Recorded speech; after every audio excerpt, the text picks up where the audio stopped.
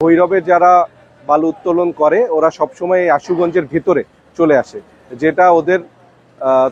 যেটা ওদের যে বৈধ বালু মহল হচ্ছে তার থেকে অনেক দূরে। এবং একই সাথে আপনারা দেখেন যে আমাদের যে আশুগঞ্জের চর সোনারামপুরে একটি ইলেকট্রিক টাওয়ার রয়েছে, সেই ইলেকট্রিক টাওয়ারের সম্মুখে তারা সবসময় বালু কাটছে। আমাদের বালু মহল ও মাটি ব্যবস্থাপনা আইন 2010 অনুযায়ী কোনো সরকারি বেসরকারি স্থাপনা থাকলে সেই স্থাপনা থেকে কমপক্ষে 1 কিলোমিটার দূরে বালু উত্তোলন করতে হয়, কিন্তু তারা সেই ইলেকট্রিক যে টাওয়ারটা রয়েছে তার 300 মিটারের মধ্যেই তারা নিয়মিত বালু উত্তোলন করছে। তো আমরা এর আগেও তাদেরকে ওয়ার্ন করেছি যে আপনারা দূরে যে বালু কাটেন, আপনাদের যেখানে নির্ধারিত স্থান সেখান থেকে আপনারা বালু কাটবেন, আপনারা এখানে আসবেন না।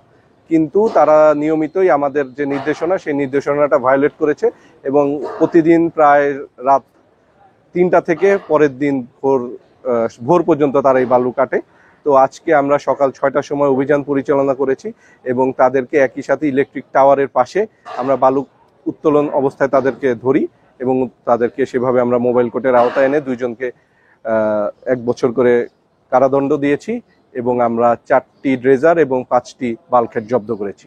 আমাদের আশুগঞ্জের যে তীর, সে তীরে যখন চলে এসেছি ঠিক তখনই কিছু লোক যারা ভৈরবের ইজারাদার বালু মহলের, তারা স্পিডবোট নিয়ে এসে আমাদেরকে হঠাৎ হামলা করেন এবং জোরপূর্বক তাদের যে একটি যে ড্রেজার ছিল সেই ড্রেজারটি ছিনিয়ে নিয়েছেন।